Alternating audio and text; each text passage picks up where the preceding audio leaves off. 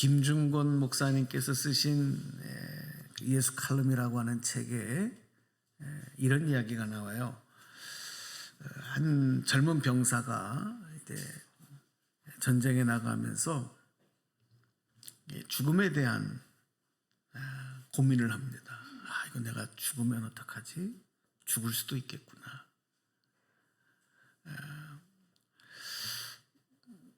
그리고 만약에 내가 이 전쟁터에 나가서 죽는다면 내가 무엇을 남길 수 있느냐?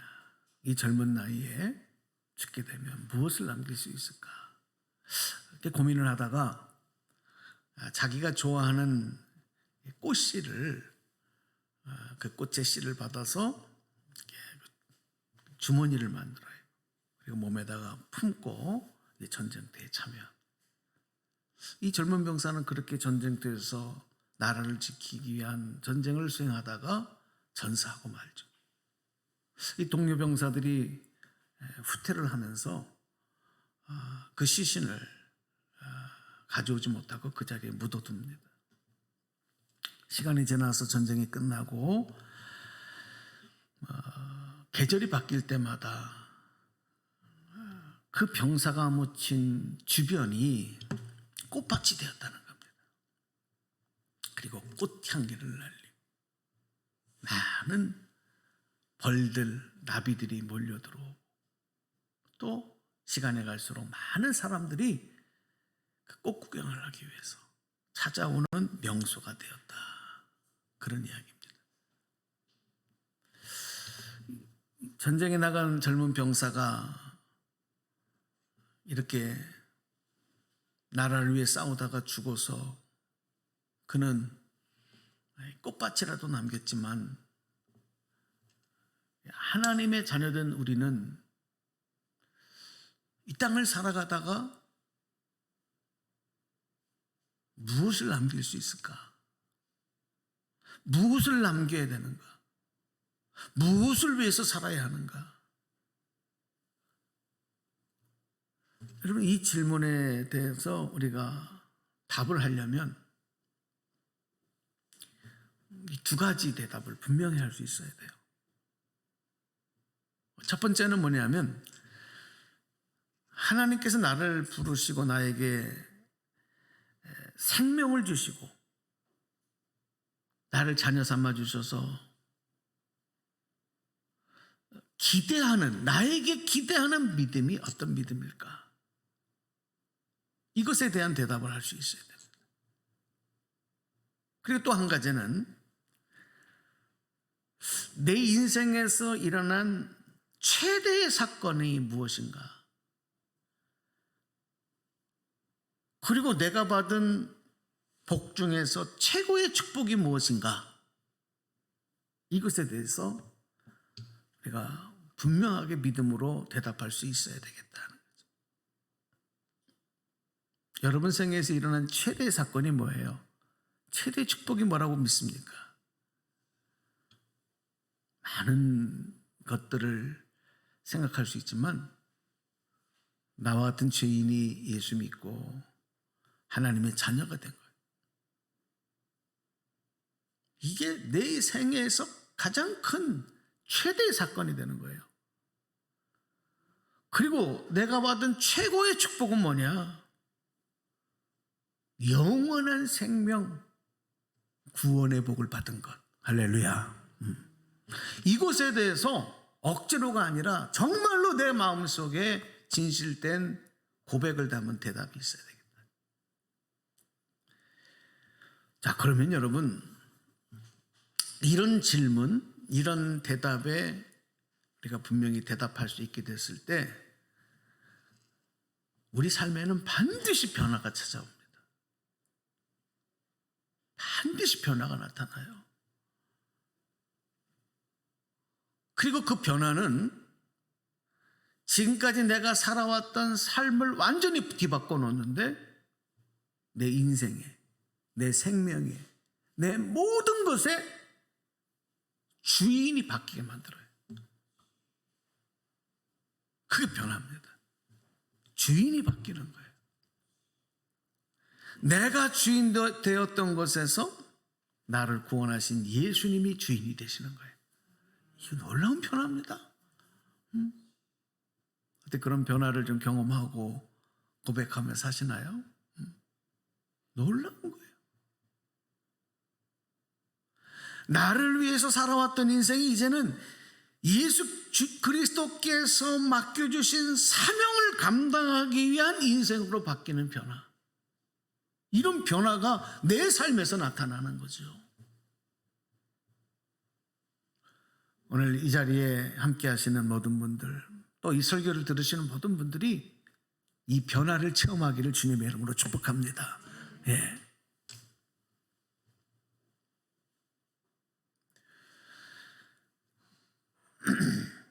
이 변화를 통해서 내 삶이 이 땅에 하나님 나라가 이루어지는 일을 위해서 복된 사명을 감당하는 삶이 되는 거예요. 이 변화를 통해서. 또 이 변화를 통해서 내가 이제는 그냥 내 생각을, 내 지식을, 내 경험을 말하며 살아가는 삶에서 이제는 복음의 씨를 뿌리는 삶이 되어버려요. 그러면 그 다음부터 하나님이 나를 높여주셔요. 하나님 나를 인정해 주기 시작하는 거예요. 성경에 기록된 인물들의 삶이 다 그렇게 되는 거예요. 그전에는 누가 기억하지 않아요.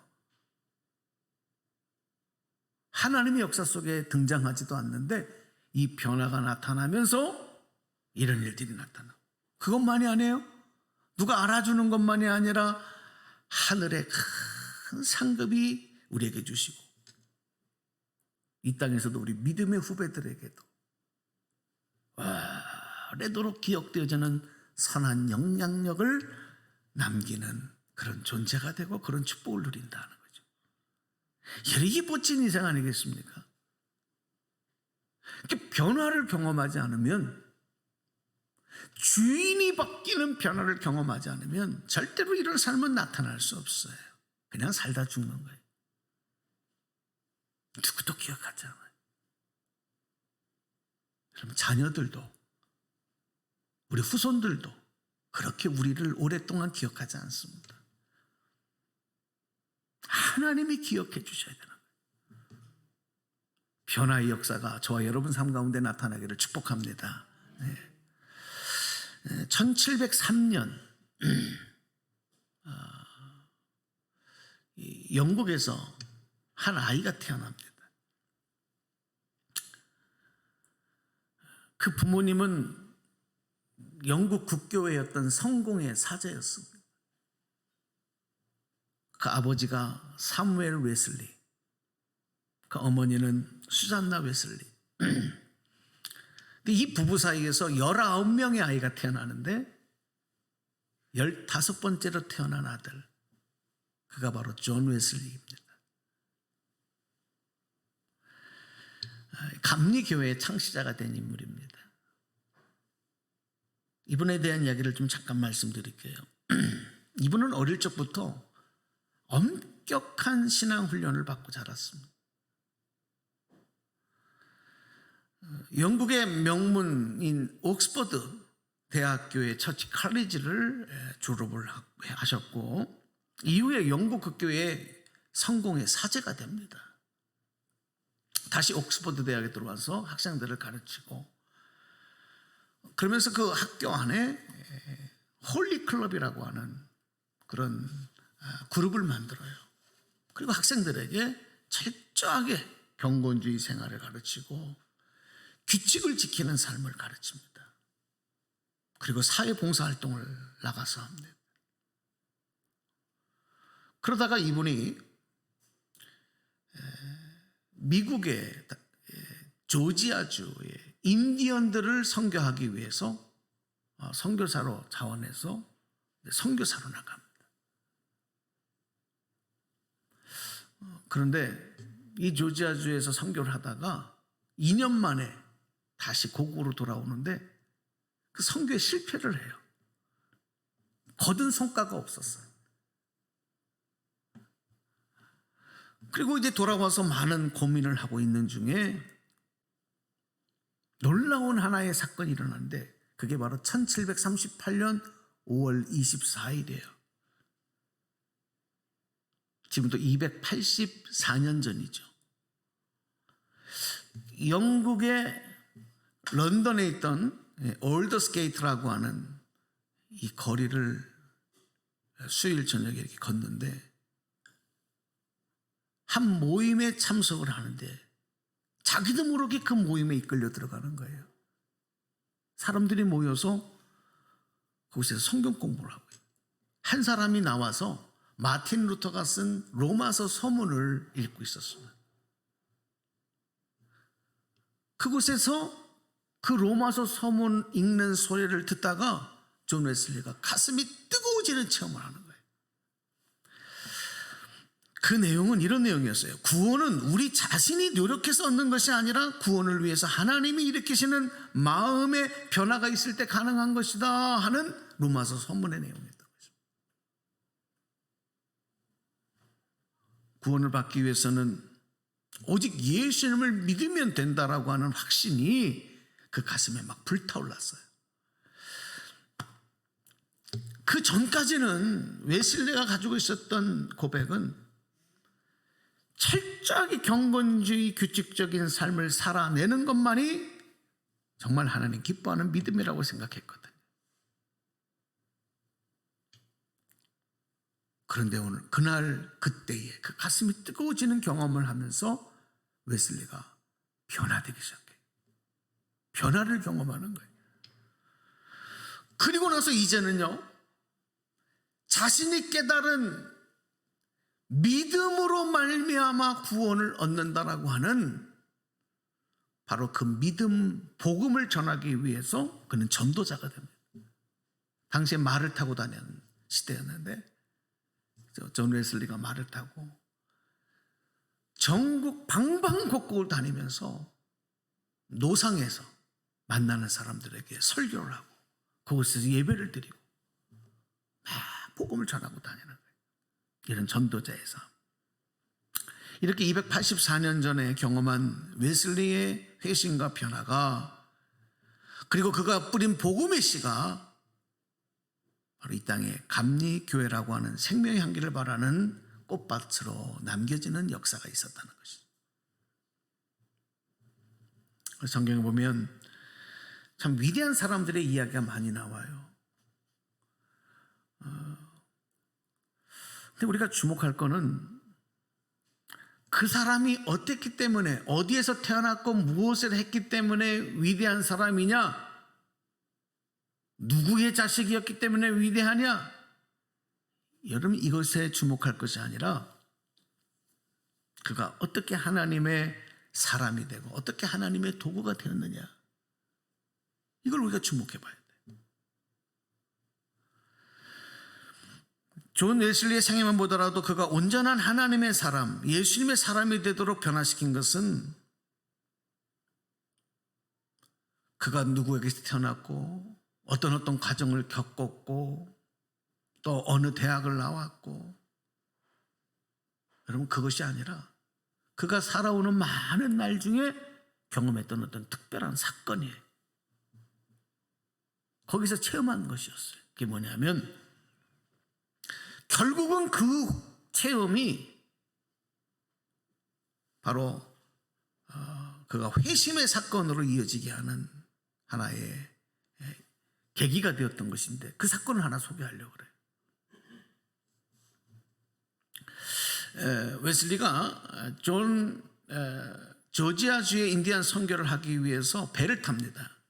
영국에서 미국 조지아주까지 가기 위해서는 당시에 약 4개월 정도를 항해를 해야 되는 거예요. 한번 생각해 보세요. 4개월 동안 배를 타고 바다를 항해하고 얼마나 많은 일들이 일어나겠습니까?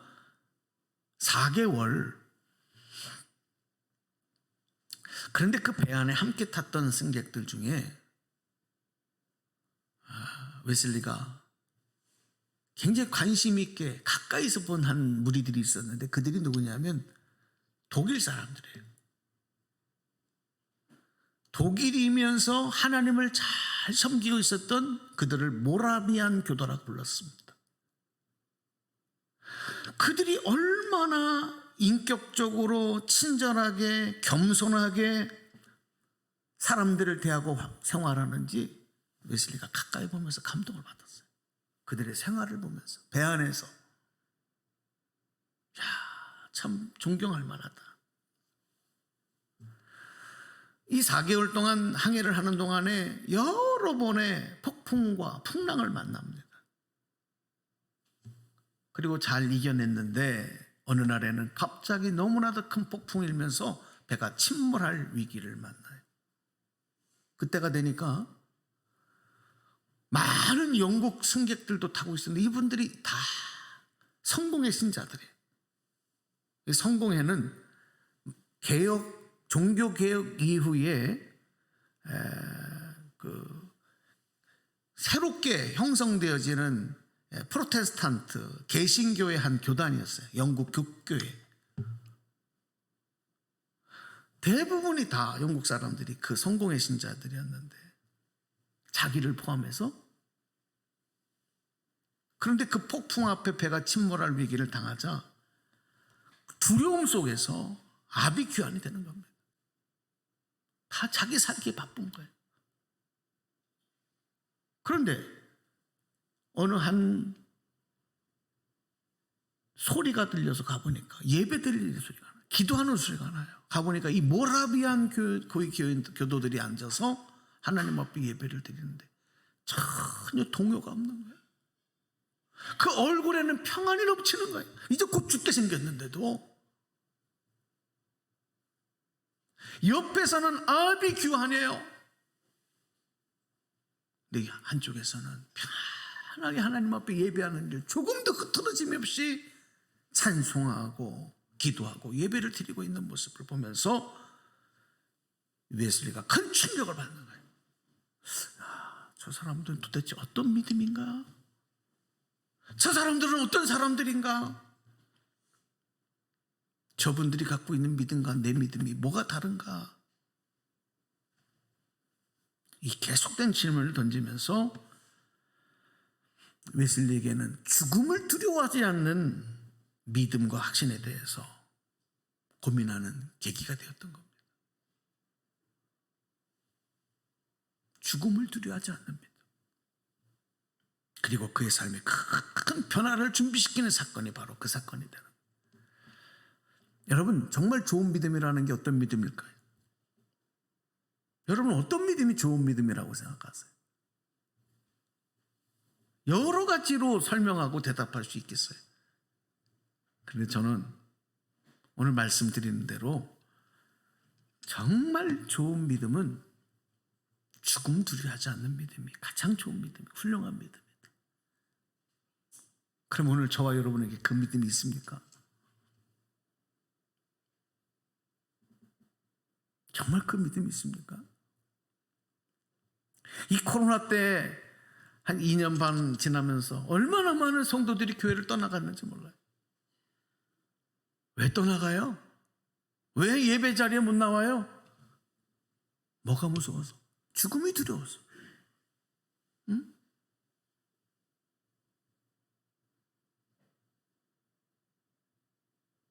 전쟁이 나도 그 전쟁 가운데서도 공산당들이 찾아와도 목숨을 걸고 교회를 지킨 우리 신앙의 선조들이 있어요. 과거 일제강점기 때는 신사참배를 거부하며 교회의 신앙을 지키고 교회를 지키다 순교한 많은 순교적인 신앙을 가진 성도들, 우리 목사님들, 장로님들이 계셨어요. 죽음을 불사하는 두려워하지 않는 믿음을 가진 분들이 우리 한국 교회의 밑거름이 됐단 말이에요.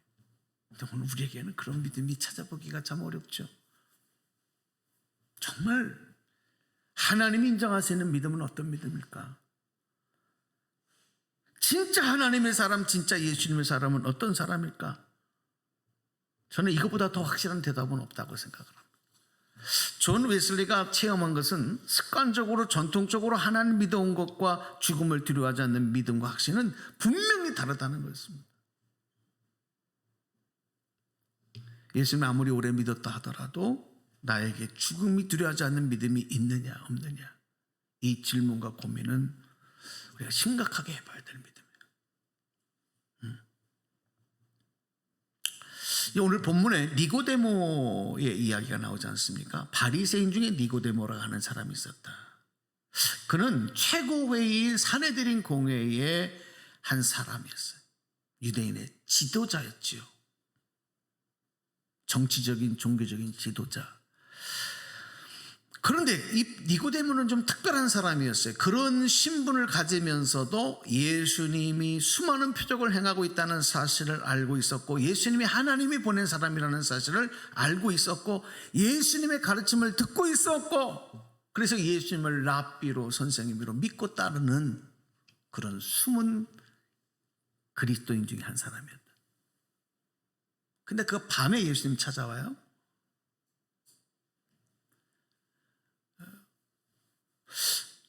니고데모가 가지고 있었던 당시의 믿음은 어떤 믿음이냐면, 바리새인이었기 때문에, 율법주의자였기 때문에, 율법주의의 신앙은 특징은 뭐냐면 행위로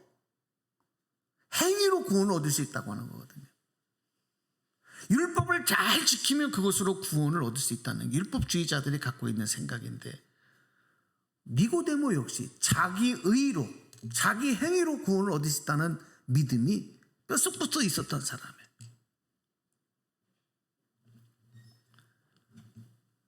그런데 그렇게 찾아온 니고데모에게 예수님이 충격적인 말씀을 하시잖아요. 뭐라 그래요? 오늘 3절 말씀 좀 읽어봐요. 3절. 자, 세번역을 읽어보겠습니다. 소리내셔서 시작. 예수께서 대답하셨다. 내가 진정으로 너에게 말한다. 누구든지 다시 나지 아니하면 하나님 나라를 볼 수 없다. 사람이 거듭나지 아니하면, 다시 나지 아니하면 하나님 나라를 볼 수 없다. 니고데모가 이 말을 이해를 못하는 거죠.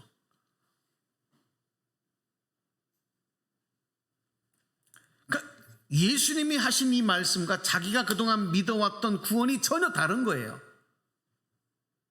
그러니까 이해가 안 돼요. 거듭나야, 다시 태어나야 하나님 나라를 볼 수 있다.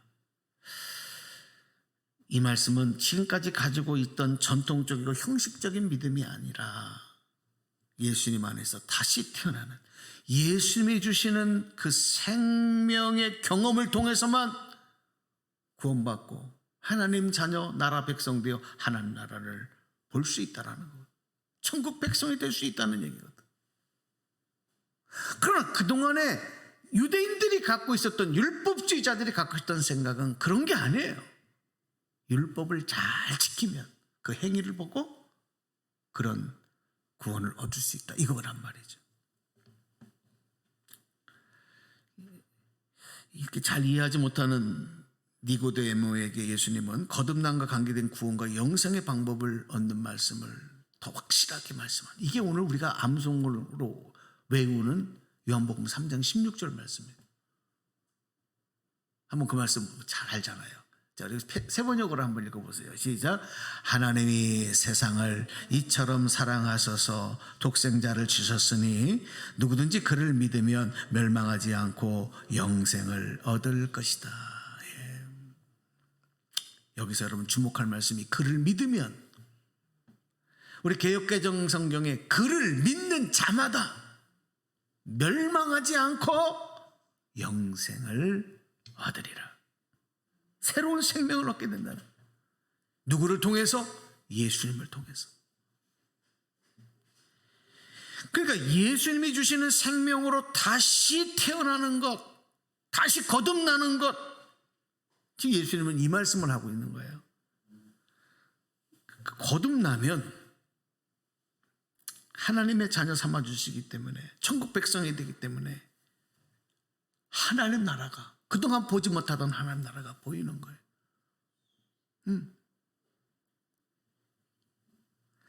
그동안에 느끼지 못했던 하나님의 섭리와 주권과 능력과 사랑이 깨달아지고 보이기 시작하는 거예요. 이게 여러분 천국 백성이 된 증거죠. 영생을 얻은 증거입니다. 그렇습니다. 예수 믿는 것은 그래서 내가 주인 되었던 것에서 죄인 되었던 옛사람이 죽고 예수님 안에서 다시 사는 거예요. 예수님이 여러분의 주인 되시는 거예요. 할렐루야. 그게 예수님 믿는 거예요. 어느 교회를 다니느냐 그게 예수 믿는 게 아니에요. 그건 교인이고 그 교회 다니는 사람이고 그 교회 다니는 사람과 예수 믿는 거를 같이 생각하면 안 돼요. 물론 교회를 다니면서 예수님을 믿는 생활도 하지만 근본적으로 들어가면 그러니까 교인과 성도는 다르다니까요. 오늘 여러분에게 선포합니다. 여러분 교인 되지 마시고 성도 되시기 바랍니다. 아멘입니까? 예수 믿어야죠. 그냥 교회 다니는 사람 되지 말고 예수 믿는 사람이 되어야죠. 그러기 위해서는 예수님 주신 생명을 받아야 돼. 그게 그를 믿으면 그를 믿는 자라고 하는 말입니다. 이 웨슬리도 자기가 전통적으로 믿어왔고 철저히 경건한 삶을 규칙지게 살아가는 것, 한때는 그게 최고의 믿음이다 이렇게 생각을 했지만 결국 그는 죽음의 실존 앞에서 정말 내가 담대할 수 있느냐, 그 죽음 너머에 있는 하나님이 주신 영원한 생명에 대한 확신을 가지고 그 소망 가운데 살아갈 수 있느냐. 그런데 그 믿음은 행위로 얻어지는 게 아니더라. 하나님께서 그 아들이신 예수 그리스도를 통해서 우리에게 주시는 그 구원을 얻음으로만 가능하다는 것. 이걸 존 웨슬리가 체험한 거예요. 오늘 우리가 또 체험해야 될 것들이.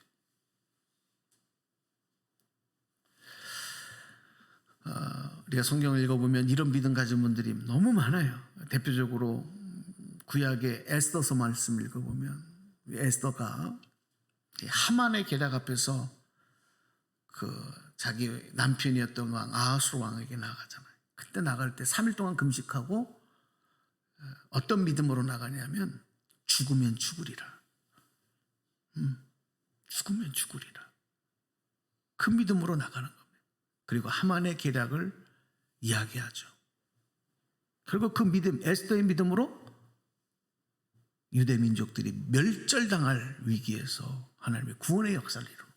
자, 하나님의 구원의 역사가 한 여인의 왕비였던 에스더의 죽음을 불사하는 그 믿음을 통하여 구원의 역사를 이루시자. 이런 내용이 너무 많아요.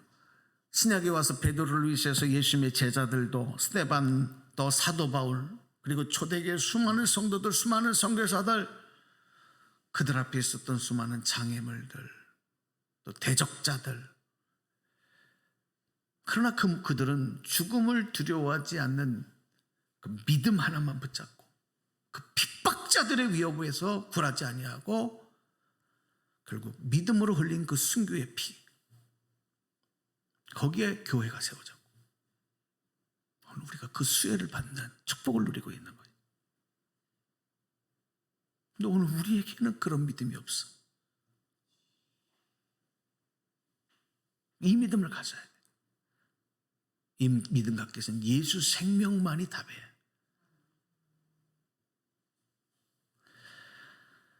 주님이 주시는 생명으로 다시 나지 아니하면 거듭나지 아니하면 사람의 능력으로나 힘으로나 지혜로는 얻을 수 없는 거예요.